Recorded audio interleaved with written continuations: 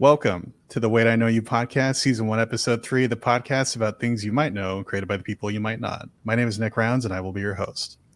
My next guest is a professor of philosophy in Florida by day and a booking agent / club promoter by night. He's published books, given multiple lectures, and started his own drink and think night at dive bars. He's also formerly the lead singer of the death metal band Dark Faith, and somehow he still has time to be an awesome husband and a father. Dr. Peter Olen, welcome to Wait I Know You. How are you today? Good. How you doing? Just all business. All business. Just talking to me like a bank teller. Like, how you doing, buddy? Sir, can I help you? Yeah. Get out of my office. How are you, sir? So my podcast is called Wait I Know You. It's a podcast of about people that have done amazing things or really awesome, interesting things, but they might necessarily know the person. You're one of my favorite people that lives many lives and has accomplished many things. Most notably, your time in the Florida music scene and also in philosophy. But I want to start on the music side first. And so you're a club promoter now and a booking agent, but your music career started out in the Florida death metal scene. Can you talk about why Florida is such an important location for American death metal? Oh, wow. That's a huge question. Start with the light ones. Yeah, so since the 1980s, so actually, it's not really everything started per se, right? I mean, you had bands like Sabotage and Nasty Savage, and then, the early death metal bands like Obituary and Death and Massacre and, tons of people. And Cannibal Corpse moved down here. Deicide, kicked off in Tampa. There's just a huge cluster of bands in the scene, and Morrisound Studios, where a bunch of people did records, was down here. But it was just great. I mean, I was from the East Coast, kind of in the middle of nowhere, and we had a vibrant but small music scene in the 90s, mid to late 90s. And but I was lucky enough to play Tampa like in 98, 99 at the tail end of this stuff. And a lot of these bands would still come out on the weekends, even when they weren't playing. So shows would just be packed. It was a really great thing to be a part of there at the end. But I don't really know if the story is really that complicated. I think that there was just a gathering almost by happenstance of just these like great bands in Florida in the 80s and 90s. And, the kind of history followed it. The Tampa scene, the Orlando scene, even South Florida now is different than it was, say, in like 93. But there's just a laundry list of great bands. So, yeah. I don't think there's anything particular about Florida that helps. How would you say it's different compared to 93 to now? Oh, I mean, the world is different, So Sure. The way music is made, the way people access music or kind of get interested in it is very different. So the way people come out to live shows, the way they get dedicated to stuff is just different everywhere. So it's not just Tampa or Orlando. It's the whole world. Concert turnouts are really good. There's still tons of people and bands that are passionate about metal or other kinds of music as well. But in Tampa and Orlando, there's still these great scenes. But it's just I think metal or like death metal in particular is for the lack of a better phrase, on the rise again. But it's just its initial boom period was just in that 90s, right? So you just had a lot of people trying to do bands, trying to do records, coming out to concerts. I mean, it was just kind of a different world. And I think there's probably something about it that was new and exciting. And it's not that it's not new. It's not that it's not exciting now, but it's not exactly, I think, new. Right.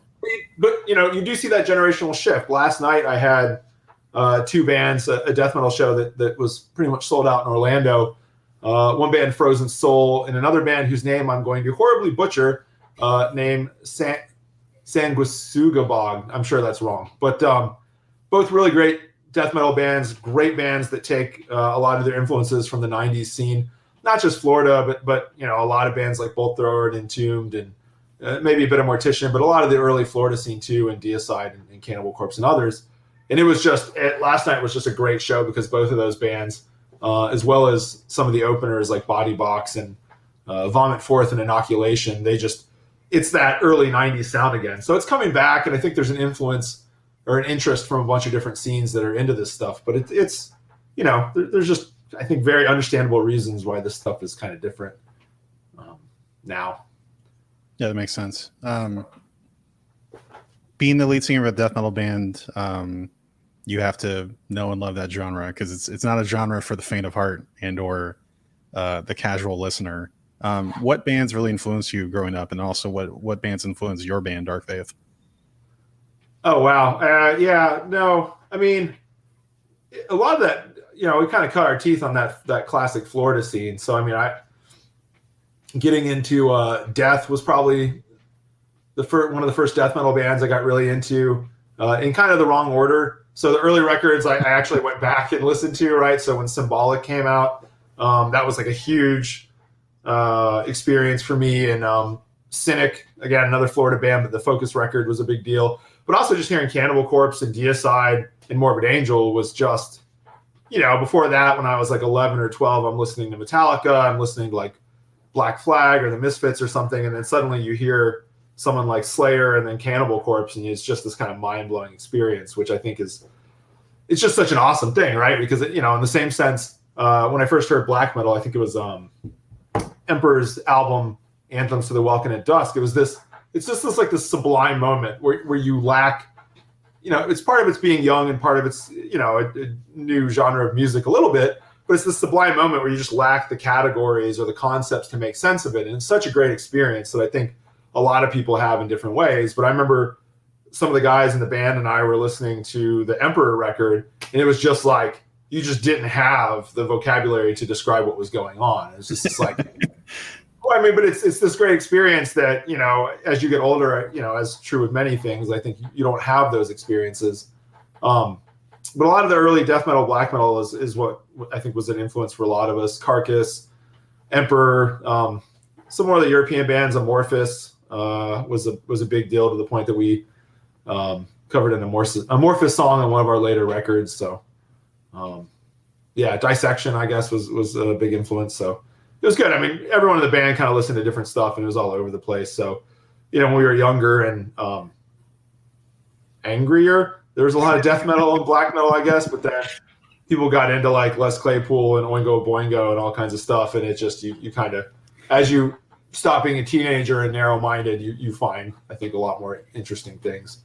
When you stop being angry at your dad, suddenly your music genre expands a little bit. But I mean, it's always, to this day, I go back and I was listening to Death's album, Individual Thought Patterns, 2 days ago.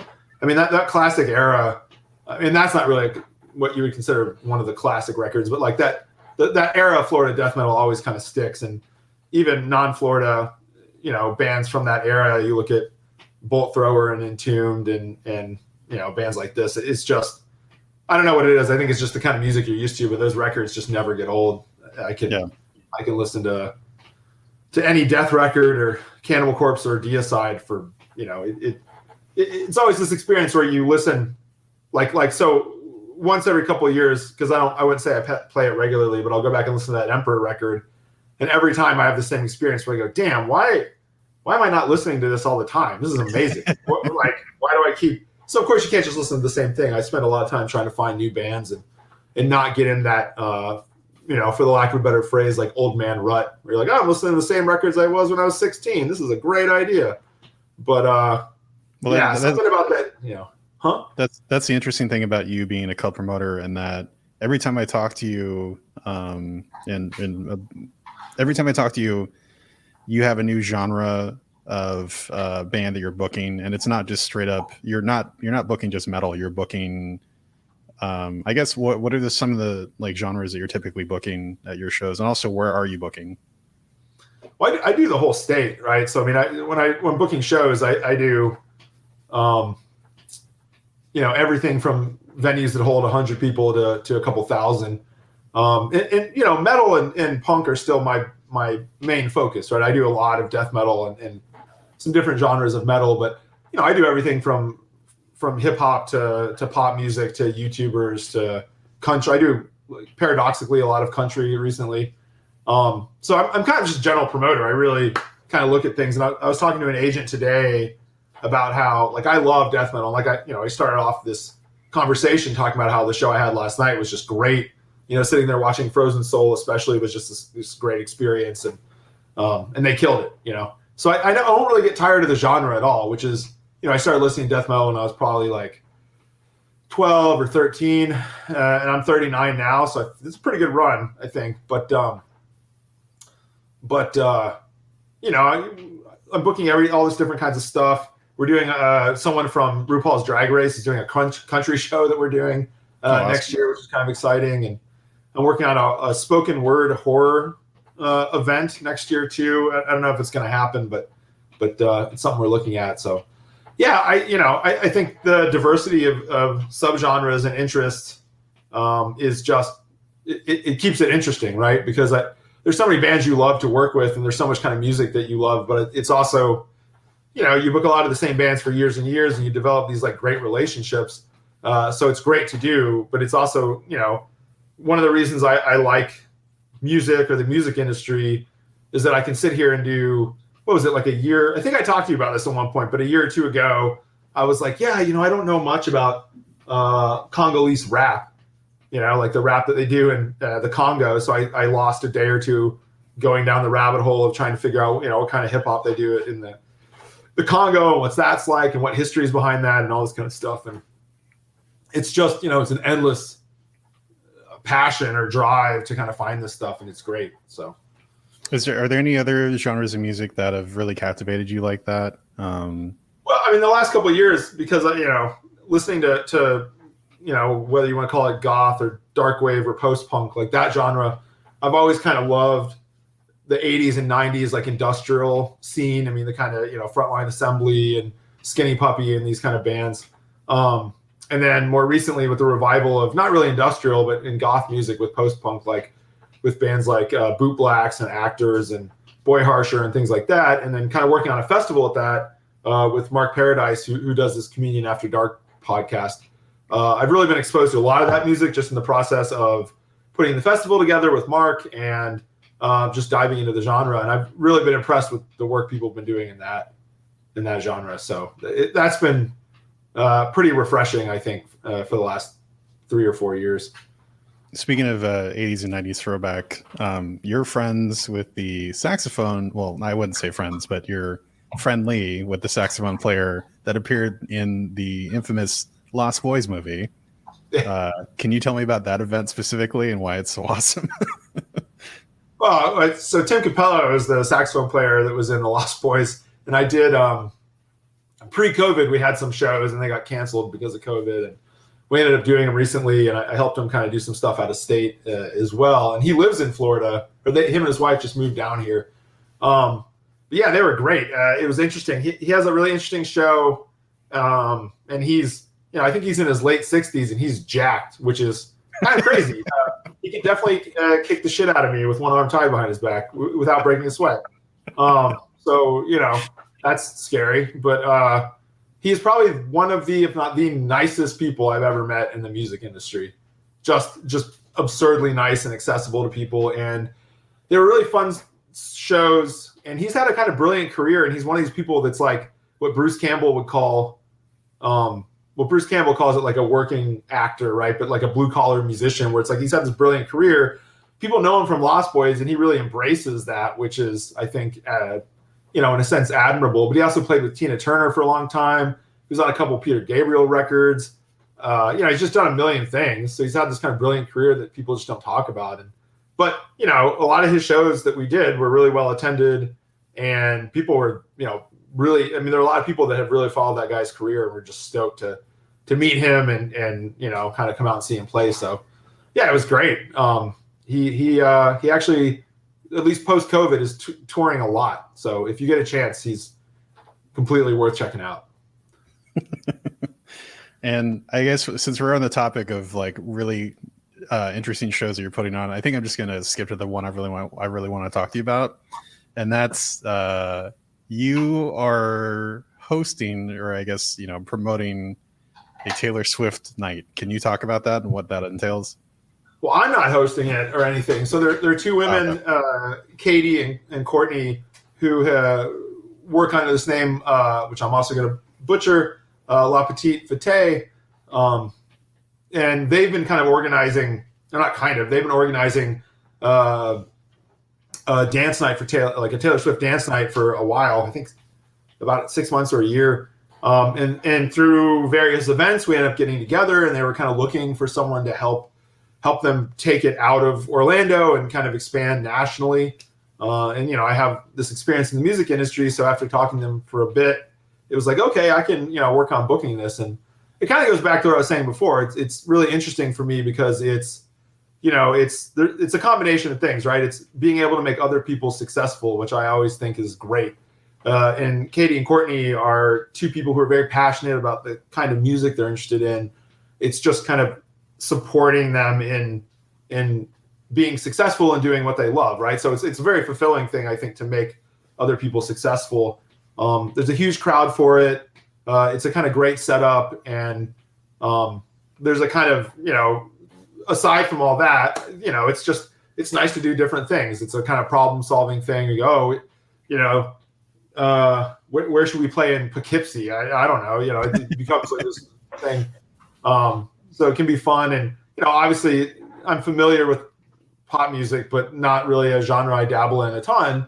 So exploring how that's different from, say, working on metal concerts and what those deals look like behind the scenes, and what we can do to best support what Katie and Courtney are doing, and all this kind of stuff. It's just a really interesting project.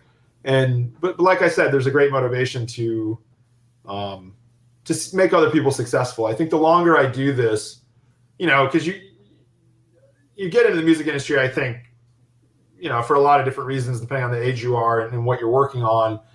But eventually, I think if you do it long enough and you're in the industry long enough, it's like any other industry. There's a competitive aspect to it, and you're working with, and in some cases against, other people to get this show so that they don't get it, or this kind of stuff. But at the end of the day, at least the older I get, the more fulfilling it is to see other people be successful and realizing you can be a part of that, especially behind the scenes. Like I enjoy being like, no one's putting my face on a flyer being like, Taylor Swift dance night, this is the reason you should go, right? So that's not what the fulfilling thing is. It's making other people successful that I think is worth it. So yeah. Building on that, what has been the most surprising thing as far as like how successful it's been and the different ways that it's been successful? I mean, we've sold out every show, which is pretty wild. And they had and I have nothing to do with this, but they had and this is it's a national thing, right? It's not just Florida. Yeah. Yeah. We're working on Seattle too. So I'll make sure that you get in. Hell yeah. But, I mean, yeah, the whole thing's been surprising. We booked a ton of it. We managed to hit the ground running very quickly. Watching every event sell out is pretty wild. And if you look at their Instagram or their TikTok, it's, because again, people experience concerts in very different ways. But, people going to these dance parties are you can tell that they're having the time of their lives. They love these things. They're very passionate about the music, but it's just like a huge party. So it's always great to see all these different cities, especially on their Instagram, kind of people just having a great time, kind of losing their mind and dancing and stuff. So, but yeah, selling out every event has been a little shocking. One hopes or anticipates being successful, but that's like a little absurd to some degree. It's not a bad thing though. How did you get into booking shows and promoting? There's kind of like different levels to that. So when I was like 15, 16 and we started a band and started playing shows, I grew up in the middle of nowhere. So there were no venues, there were no clubs to play or bars or anything like that. So we had to like rent, DIY, like rent the VFW, rent halls. The Heritage Center and the Women's Club were like the two places that you could rent by the town I grew up in. And we would have to like scrape together money and somehow borrow some old PA and like, put on this weird show it's always that like drinking. It is a horribly irresponsible thing, but yeah. It's always that damn PA that either makes or breaks the show. Yeah, and I don't know, this has been lost in the sands of time or whatever, but like, we somehow, again, I grew up in a kind of southerny, somewhat rednecky town. So it's like, someone's mom knew a guy that had a PA like in his garage or some shit. And they let us borrow it. It was like, I couldn't even tell you how, but we somehow always scraped together some like fucking weird PA. And we pulled it off every time. It was bizarre. But I kind of learned how to book shows through that process. There's this guy, Matt Alexander, that was a couple years older than all of us that kind of spearheaded that project early on. Or not kind of, I mean, he did. And I was lucky enough to be surrounded by a bunch of people in bands. We were all young, but who were driven to like do our own thing in that town. So I kind of just learned a lot through them. It wasn't really till later when I was living in Orlando, where another guy, Mike, had a company called Morbid Subculture, who was kind of booking shows in Orlando. So I learned a bit from him.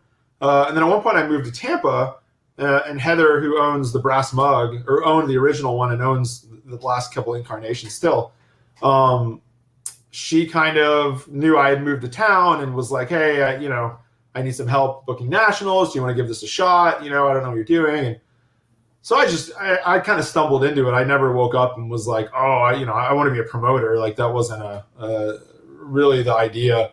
And at one point we had a booking agent for our band who had a bunch of other, like we were the smallest band on the roster. Like there was all the other bands, and then there was us down here somewhere below that. And I think he didn't have like a reliable promoter in Tampa when I was living there. And he was like, oh, you should do it, man. I'll send you some bands and I'll introduce you to this guy. And it just kind of, it kind of fell into place. It was never like a career aspiration to be a promoter or anything like that. It just, one day I woke up and here we are doing this podcast. I don't. Well, I mean, it's funny. It's funny to me because it's more or less a hobby for you, because your full-time job is being a philosophy teacher, which is hilarious. And it speaks to the fact that A, you never sleep. B, you can never sit still and actually just chill. You always have to be doing something. And the fact that you have a full-time job as a philosophy teacher and also have this incredibly profitable, decently profitable, COVID notwithstanding, side hobby is hilarious. But yeah, I mean, it's awesome, and it's always been fascinating to me, just the types of bands that you booked and just hearing the business side of it, because I mean, you see the music business from the outside, from you don't see anything behind the curtain per se, so it's always interesting to get the perspective of the music industry of as far as like the people are actually in it and have to deal with it day to day. And I guess related to that, can you talk about like what is the business model for club promoters and booking agents, and kind of like the nitty gritty details of that kind of stuff? Obviously, I'm not giving away trade secrets, but like, what are the things that you have to do to like put on a show, and all the things that you have to deal with to put on a show? So put on a show is like a kind of nebulous phrase. If I stand in my living room and read the phone book to my cat, I can technically be considered an actor, right? I'm like acting. So I mean, you can put on a show by like having a band play your living room and make sure at least one person shows up before the cops do, right? You don't need a business model to put on shows. And there are tons of great indie promoters who do DIY shows in houses and basements and rented halls that don't really have like a business model. So the business model of being a successful promoter, if what you're trying to do is look at it as a business, is, for the lack of a better phrase, kind of a clusterfuck. I don't know if there's a great business model. There are easier ways to make money than being a show promoter or talent buyer. But the basic economics of it is essentially gambling, right? So what you're doing is you're guaranteeing X amount of money, and you have expenses that you have to pay venues and for food and all this kind of stuff. And as you cover that, there's a percentage of it that you get as profit. So you're gambling that how much money this band is worth in your market, how many tickets they'll sell. And the downside to that is that if you're wrong, you still owe them that money, regardless of whether it shows up or not. I say this to the point of being repetitive, but the biggest thing for me for years, and I've said this over and over again to the point that anyone who knows me who watches this will already know what's coming. Like I always describe the business as a mix between being a carny and being a gambler, because so much of it is, and I say both phrases lovingly. I have no problem with them. But part of it's gambling, and those of us who are into it are comfortable, usually taking risks, because that's part of what the industry is about. And a little bit of it's carny, because you're like, how can I convince people to come to this thing, and how can I kind of push this to people in a way that's interesting. But again, carny I think is fine. I don't have a problem with that. But a little bit of those things. It's not the most romantic description of the music industry I've ever heard, but I think it's accurate, at least to some degree. Well, it's funny. It's funny you say that, because I forget what documentary it was. I think it was like the Pennywise documentary about GM when he quit the band or whatever. And they were interviewing the dude from the Vandals, and he was talking about what it means to be still playing music as kind of not really a huge band. He's like, I just feel like a birthday clown at this point. I'm like, that's really depressing, but also kind of makes a lot of sense. Well, I think there's a sense in which I was just telling someone this yesterday, but I love the freedom of the industry in a sense, because it's not like a lot of different, there are tons of ways you can be involved in the music industry. Not every job is the same, right? So if you work for Live Nation, your job is very different. You're using someone else's money. You don't really have skin in the game. I mean, you can be fired, but it's not your, money. But the thing I love about the industry in a sense is there's so much flexibility.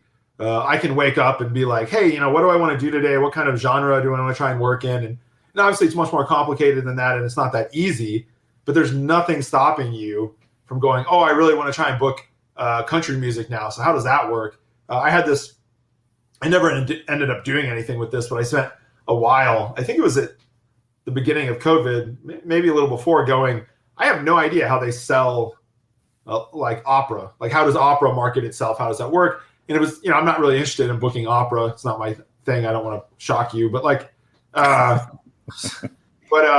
was interesting to see how they kind of set everything up differently, and the way people who promote opera concerts, events, I don't know what it is, but they look at things differently, and they look at money differently, and they look at, talent differently, and how that's promoted and how it's kind of set up and stuff is just really interesting. So, you can do anything. You could, be like, oh man, Nick's doing this podcast. Let's put him in a room. Let's charge people to come see him. It would, fail horribly, but you could do it, and it would be, great for someone. Would you show up though, sir? Would you?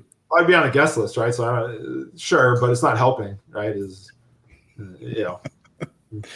Thanks for upselling me, buddy. I appreciate it. Yeah. Related to opera, I would have to guess that opera probably operates under a similar business model as Broadway plays, realistically, because I remember my mom, she went to like one San Francisco opera event, and then they called her like every month, like on the month, like asking her like what shows she wanted to book. To me, it seems like hassling people that went to one and making sure that they come back seems like a logical way to do it. Well, I think so. My understanding is very flawed. So I'm not going to be a great person to explain how this works. Sure. But my impression was that usually opera companies who sell tickets structure, because they have seasons, right? They don't just do events year round. They usually have specifically plotted out seasons, but they kind of depend on specific donors and boosters who are always going to buy season tickets. And then, there are people who, stumble in and go, oh, maybe we'll go see the opera today. I don't know who does that, but someone does.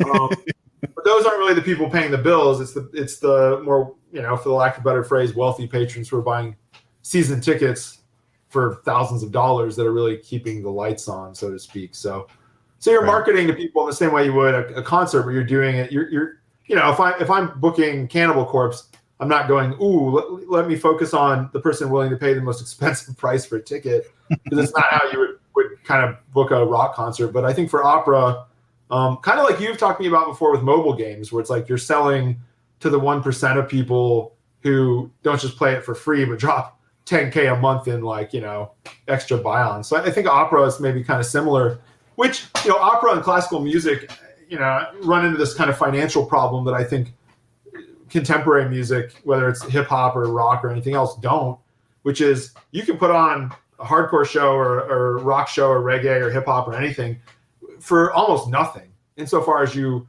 can secure a place to do it and get the bands to agree to play for, free or very little money or whatever.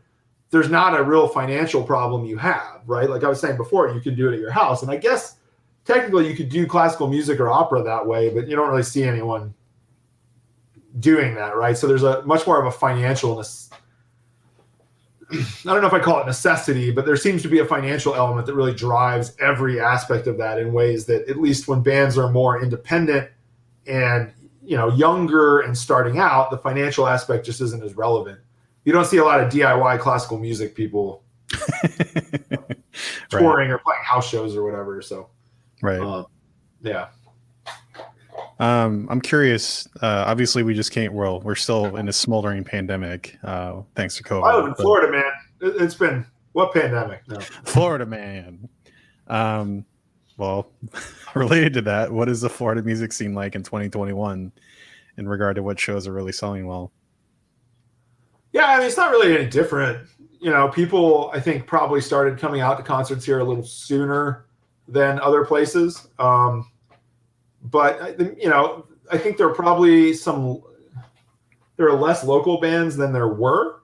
So I think some people who played a lot locally are taking a break or waiting for the pandemic to kind of fully go away before coming back. And I think there's some people that just kind of, moved on to some other stuff. But shows are kind of the same. I mean, turnouts have been really good for most things. Some vaccination requirements or wearing masks or all this kind of fluctuate between event. So hopefully people are vaccinated if they're coming out. Obviously don't have any control over that. But yeah, it really hasn't. In somewhat in a negative sense, it hasn't changed. So not really specific to Florida, but I found that you kind of hope that when most of us had a crumbling year off, which wasn't ideal, but we can look at it positively by calling it a year off. You would hope that the music industry, which again is such a kind of nebulous term, but like you would hope that people took time to reflect on how they were doing the things they were doing and question, how could I do this in a better way? And I have not found that to be the case. We're kind of back to the way it was 18 months ago. Nothing really changed substantially. So I don't know if that's a good or a bad thing, but we're kind of just back to business as usual. Yeah. I bought concert tickets and I got gouged pretty hard. So it definitely feels like it's back to normal.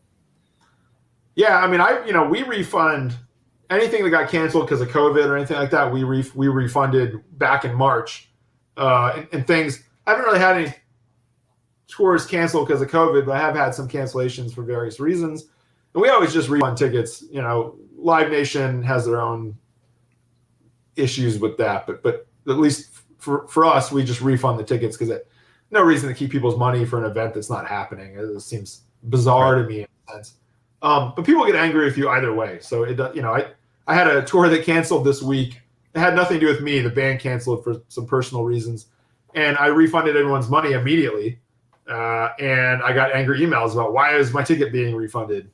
I didn't want a refund. I want the concert to happen. I go, yeah, I don't have any control over that, but we thought we'd at least give you your money back. And they're still quite mad about it. So can't really please everyone, I suppose. Yep. Just got to be the punching bag. So I want to talk about your life and career in philosophy because it's vastly different than your music track. So you were coming up in the Florida death metal scene around the same time that you're also coming up in the academic scene. And I don't know if coming up is the word I would use, but I existed in the Florida death metal scene. Yeah. Well, yeah. I mean, and the things you were talking about earlier about like the bands that were like, part of that scene of, Morbid Angel and Cannibal Corpse. I think it's important to note as well that like, not only are they bands in the scene, but they're also your peers and they're people that like, as you mentioned, hang out at shows and are actively hang out at shows. I wouldn't call them my peers. Like they were definitely an inspiration. I've been lucky enough to meet some of these guys and hang out or do do stuff with. But yeah, no, they're more inspirations than peers. Sure. Well, way to cut yourself down. Well, my band put tens of 20s of people into venues. You know, you be a little realistic and humble about what you've done, I think. But anyways. Fair. Yeah, but I mean, we also put tens of 20s of people in a tiny shoebox venue in Tijuana, and we drank their beer out one night, which was a lot of fun. That was a great show. If there's any bucket list show that I've ever been to, it was a time that I went to go see your band in Tijuana, and we drank the bar out of beer before you guys went on. We had to go elsewhere to get beer. I just remember being somewhat inebriated, and there was an opening band, Skeletor, right? That's what they were called, I think. And the guy's mom, one of the dudes in the band's mom, was at the show. And we were at a hot dog cart in Tijuana, and I was definitely pretty inebriated. And she was trying to explain to me how she got him out of jail the week before. So I don't like. That's all I really remember from some of that show. It was kind of a wild. We did a bunch of shows in Mexico, and they were always pretty wild, and it was awesome. We were always treated really well. We were always stoked to go down there. So it was, but it was always I look back on it now and go, wow, it's cool that we're not dead. That was amazingly. Irresponsible, but apparently it worked out. So take risks. I don't know. I don't know what the lesson is from that. Probably not a lesson, but the lesson is that if your mom drops you off at the venue in a minivan in Tijuana, that you don't do falsetto King Diamond vocals and say "Death to false metal." That's usually not a good look, at least not for me. But I digress. So let's talk about philosophy. So obviously, it's a genre that you don't slip into casually. It's something you have to go super deep on, no pun intended. What are some of the early things that resonated with you about philosophy? I mean, I think a lot like the music industry, I just kind of found myself here, which is, I really wish I had a better story about this. I'm like, no, I was driven. And it's one of these things where I kind of stumbled into it as a teenager and was like, wow, I really like this. And then somehow, we were doing band stuff, and I got really interested in it in college. So that's what I pursued. And I went to grad school for, I was super interested in still doing philosophy, but for lack of any other plan, it was just like, oh, this is what you do next. So I decided, let's go get a PhD. So I went and did that for 5 years and got a PhD. It was not as thought out as you would hope, especially given the topic. But I've always just been really attracted to that, I guess, genre of literature, that way of looking at the world. And I think the more I read it, the more I became intellectually curious about it. And I don't know if I would say that it. I don't know if I would say I had this I wasn't walking around going, God, what's the meaning of life? It's not this kind of vague sense in which I was driven, but I just always found it fascinating. And, interacting with a lot of people, other philosophers, I guess, and talking about this kind of literature in conjunction with issues in the history of science and the history of culture, I guess. I mean, it's always just a fascinating thing. And it's, you get to have these conversations that are very, for reasons that aren't particularly clear to me, are very difficult to have on a day-by-day basis, right? So, you're not standing outside a show going, we're trying to figure out how we merge humanistic and scientific pictures of mankind. So how does that look like? Or how should we think of gender? This is a complicated issue in 2020. You can't have these conversations, and you should, but I think it's hard to do a lot of the time. So I was really driven by, I guess, being able to have these conversations, and especially grad school and going to get a PhD. I was very fortunate to be surrounded, to have a 5-year period of my life where I was immersed in and surrounded by people who are all just as intellectually curious. And I just got to talk about this stuff all the time, which probably drove everyone else that wasn't in grad school fucking crazy, because I talk about stuff all the time. But it was great. No matter what you're doing, if you ever get a chance to really be immersed in it for a couple of years, whether it's, selling makeup or creating video games or anything, it doesn't matter what it is. I really can't suggest doing that enough, because I think it's something that as you get caught up in what you're doing, and you lose the ability to be focused like that, or to ignore the financially disastrous consequences of being immersed in one thing. But it's great. I don't know. I feel like I didn't answer your question at all, but that was No. I mean, you did, because you're talking. I mean, you give me a non-answer, but then you also give me a longer answer. But David Lee Roth always said, you just say what you want to see in print. You don't answer the question. You just say what you want people to see in print, right? It's like his famous interview strategy. Good old Diamond Dave. Getting some echo again. What was I going to say? So you mentioned something earlier that was interesting. You were talking about like just being immersed in it. Is there any particular like genre or aspect of philosophy that you went super deep on, or that as you went to grad school or earlier that you found really fascinating?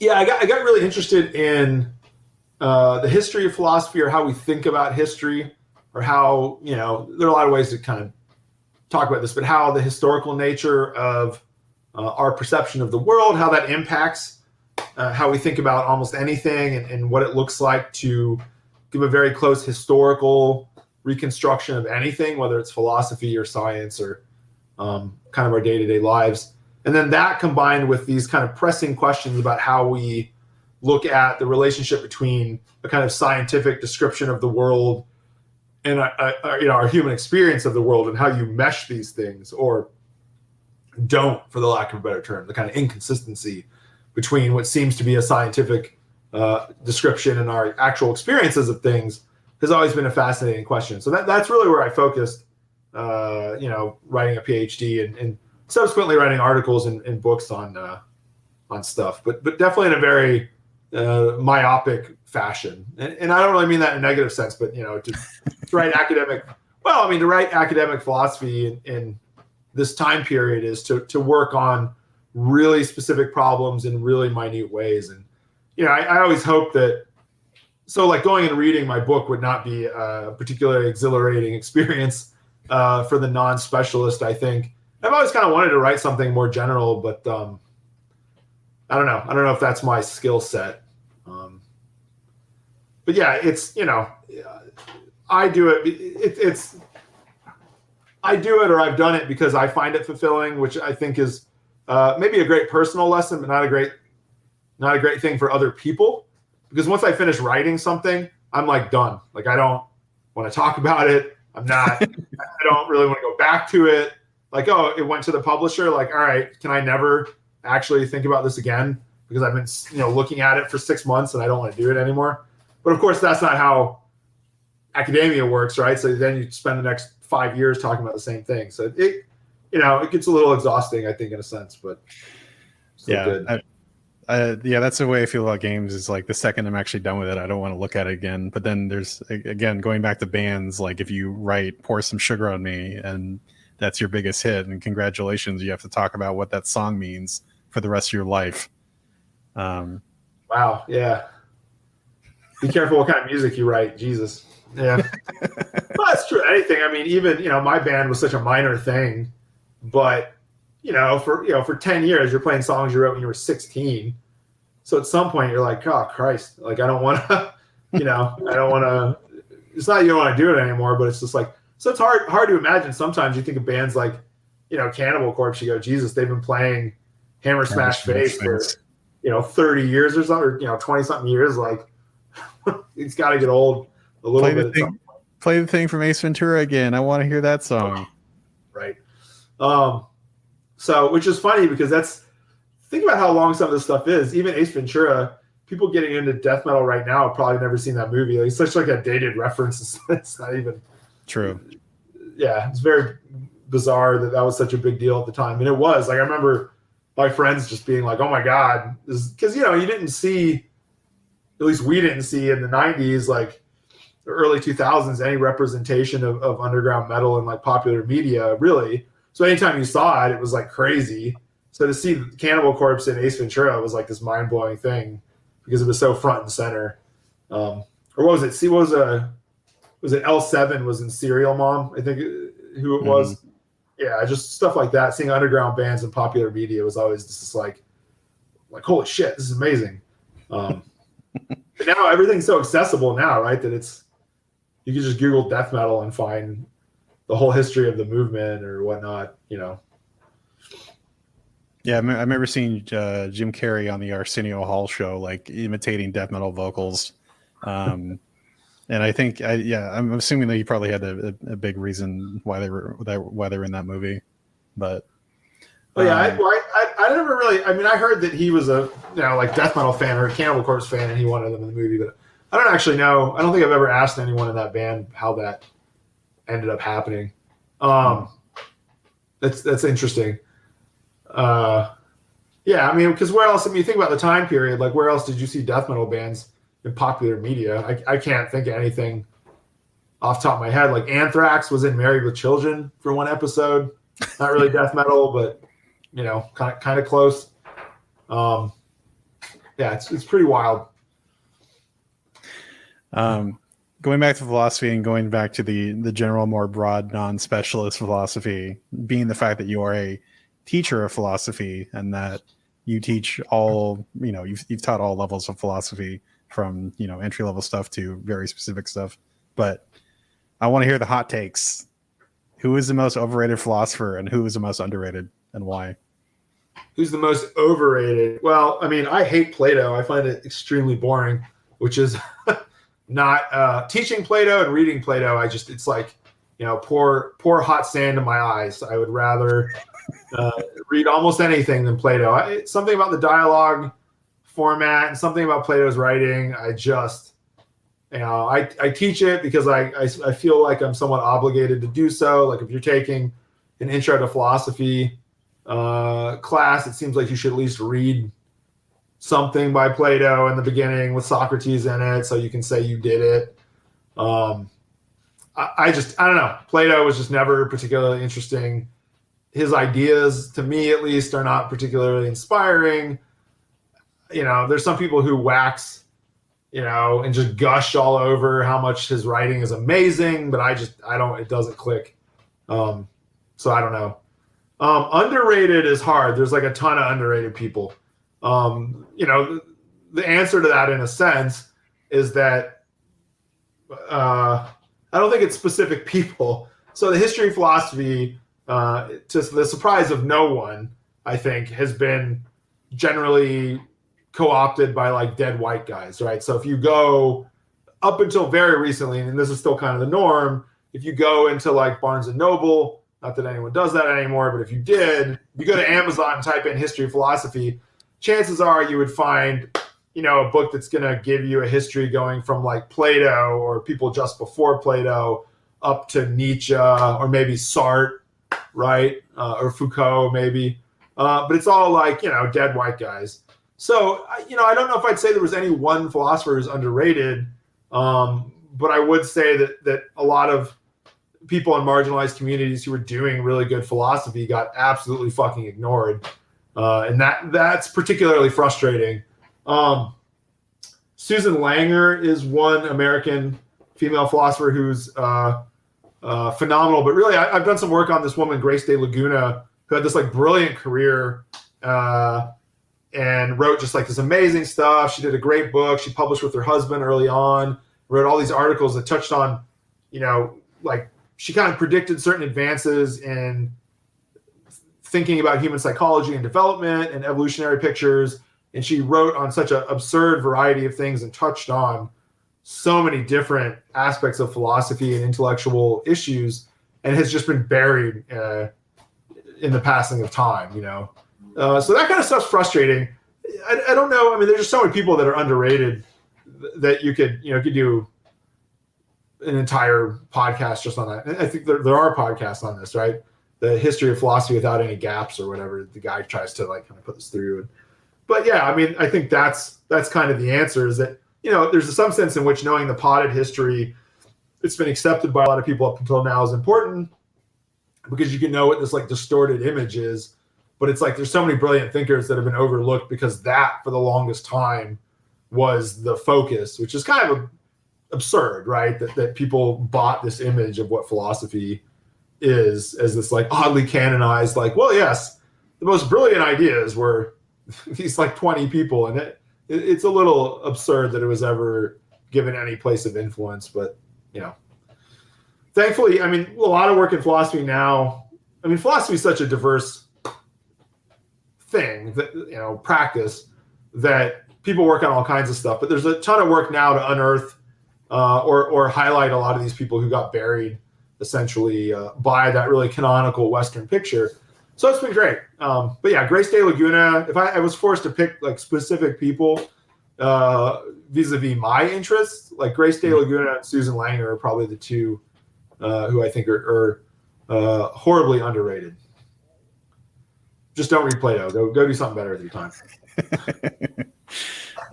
And I know that just like any teacher, you get pretty tired of your courses, and it's just kind of, you're used to the topics that come up. But I'm curious, what are some of the more interesting topics that you bring up in your courses that tend to spark really intense conversation with students?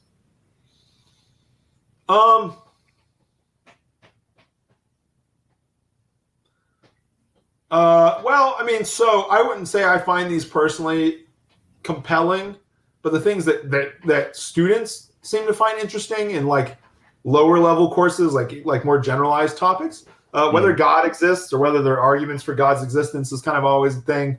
I do a little bit of stuff, and I've kind of changed my view on this, but I used to think that questions about the meaning of life were like a waste of time, and I still kind of think that, but but I used to not teach it because I thought, well, this is a stupid question. So I'm not going to make people read about it, and I don't want to have to talk about it for an hour, or something. But I actually found that students respond really well to reading about different answers to what the meaning of life is supposed to be or how we should think about it. And I teach some pessimism or nihilism when I do that, which is always fun because, the students find it depressing because it's, Peter Zaffe's Norwegian philosopher has all this stuff about how, it's all like we're all fucked and it's everything's horrible, and anything you find that you might think is a solution to that problem that really gives life meaning, it's really just a distraction from like the horrible suffering that is our existence. And so I love it. It cheers me up immensely to talk about that one. But then I guess probably the most compelling thing I teach are issues about being vegetarian, mainly because there's some really interesting arguments about whether or not it's morally acceptable to eat meat. And it's not that you change people's mind, because that's not really the goal. You don't want to, or at least I don't think the goal of teaching is to change people's mind. You want them to like critically reflect on their own beliefs, and then either get better justification for those beliefs or find new beliefs or whatever they need to do.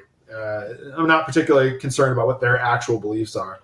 But the vegetarian argument's really interesting because it forces people usually to face a kind of inconsistency in their own beliefs. And, we all have inconsistent beliefs on a variety of topics normally. But we're not usually forced to face that inconsistency because we rarely run into it, or we rationalize away why, our inconsistent beliefs aren't really inconsistent or something like that. So the vegetarian arguments with my students are always interesting because they usually come to a point where they are going to continue eating meat, where they like eating meat, but they can't actually really find anything wrong with the arguments about why it's immoral for you to eat meat. So they're stuck in this weird spot where they want to continue living the way that they've been living, but they're bothered by the fact that they can't really justify what they're doing. So I think that moment is the best thing you're going to get out of lower level philosophy courses, is that, something people haven't thought about or something they've thought about marginally, when you're faced with that kind of inconsistency, I think it pushes you optimistically to re-examine, why you're doing what you're doing. Not so that you become a vegetarian or anything like that, but just because, it makes you think about why you're actually, behaving the way you're behaving or why you have the beliefs that you have. So right. That's probably the best moment. Or when I get angry emails about their grades, that's always fun. But And going back and now marrying your two passions together, which is philosophy and putting on events at clubs and bars. You started an event at dive bars in Florida called Drink and Think. Can you explain how that works and what kind of conversations you were able to get people to have in dive bars? Yeah, I mean, we did everything. It was fun. So I got burned out writing about really specific philosophical problems, right? Because, you spend a lot of time talking to other philosophers, but you can't converse with anyone else because you're so kind of, deeply buried in this really specific literature. So it's hard to do anything. So the idea was to start this night that was free. We didn't get paid to do it or anything, and we never charged people to get in, but it just to have these like public conversations about philosophy. And the idea was that you'd get someone who is a faculty member in something. It wasn't always philosophers. We had an English professor, Kirsten Holt, who gave a couple talks on different topics. But you're supposed to give a really quick talk because no one wants to sit there and listen to you ramble for fucking 45 minutes. So the idea was to give a 5 or 10 minute synopsis of like, here's a problem. Here's some arguments about it. Here are the reasoning behind why people think this, that, or the other. And then, so now we're going to sit down and talk about it. So it actually ended up being, we ran it for a couple of years at Little Indies, this bar in Orlando that's attached to Will's Pub, which is a venue I do events at. And they were nice enough to let us do this. We ran it for a couple of years. I mean, some of them would be really packed. Some of them you'd end up with like 10 people. But we did it once a month, and it just kind of ran its course. I got kind of burned out doing it because I'm at bars so much or shows so much that at some point you just don't really want to, be out.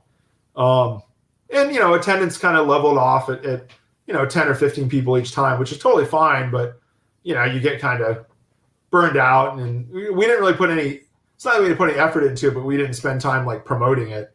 We just kind of put it up, and whoever showed up. It was kind of.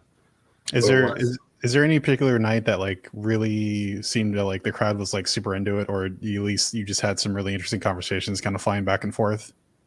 Well, the first night was pretty fucking unreal because I put it up having no idea how this was going to work out or whatever. And I was the first speaker because it was my idea. And we did a real quick presentation on how do you handle fake news. And it wasn't super intense. The idea wasn't super politically driven or anything. It was just, there's this not new phenomena, but new way of talking about this. And what does this mean? And how should we think about it as a society? And how should we deal with it? And it was the first event we did. And Little Indies probably holds, I don't know, 30 or 40 people. It's a smaller craft cocktail bar. And we had like 80 people in that thing. People were sitting on the floor. Everyone was jammed in. So it was wildly successful in a way that it was not intended to be in any sense. So that was bizarre. Quite memorable. Little intimidating because again, it was like, if we get 5 people to show up, that'd be great. So that was cool. But yeah, I mean, it's just, we had a lot of great conversations with people. By and large, everyone was pretty respectful, which, you kind of worry that mixing alcohol and philosophical topics was going to be some kind of nightmare-ish wedding of horrible things, but it was. Yeah, I was just going to say, talking about fake news in Florida sounds like. I mean, what year did that happen? Did you have that conversation? I think it was 2016. It was around the election. Pretty relevant. Yeah, that's. I'd have to imagine that would be a scary scenario at face value for sure. Yeah, it wasn't anything like that. I mean, people had a pretty good conversation about. Because this was a while ago, and I'm trying to remember exactly how the conversation went. But, again, it was supposed to be a conversation. So a lot of these events, so I got up and gave like a 5 or 10 minute spiel about here's maybe a couple ways we could think about this. But then you kind of just handed the mic around to people who wanted to talk. And so there was no you kind of played this game of like herding cats where you wanted things to go in a kind of a not really a particular direction, but you wanted to at least be coherent in a sense. And I don't know if we were ever really super successful at that because you didn't want it to be homework. Like you didn't want people to like read ahead of time or like do anything. You just wanted them to show up and have a kind of spontaneous conversation. And there's obviously pros and cons to that because you can have a really great conversation, but it can also go a little bit off the rails, or it might only be as a kind of surface level conversation because you're suddenly talking about somewhat complicated issues off the cuff, so to speak. But it seemed like people enjoyed the intellectual engagement. I don't know if it, there wasn't really a goal, right? So I don't know if my cat's losing its mind over there. But I don't know. I don't know if anyone left that and was like, oh, I should read more about this or something. It was just something to kind of try and do something publicly with philosophy. But yeah. Cool. Well, Pete, it's been a pleasure to talk to you. Yeah. Is there anything you want to plug before we leave? Any social media sites, cool things going on in your life? Yeah. I mean, if you're in Florida, there's a ton of concerts you should go to. Yeah, I don't think I have anything to really plug. I mean, indoxabooking.com or indoxabookingfl is the Instagram. But yeah, I mean, I'm kind of regional specific, right? So, yeah, I think it's. Do I have anything to plug? I don't have anything to plug. I guess, I put you on the spot, but yeah. There you go. Well, I mean, it's, if you don't live in Florida, you're more than welcome to buy tickets to concerts here, but I don't know why you would do that. But you're welcome to buy my book and not read it. That would also be another interesting use of your money, but, it's good. Roll the dice. Be a gambler. All right, Pete. Sure, yeah, that's the life lesson. Take risks. Fall off the edge. Have it end horribly. Because it will end horribly for all of us. There you go. There's the depressing note. You're a rainbow of sunshine as usual. All right. Everybody else, thanks for listening. Thanks for watching, and we'll catch you next time.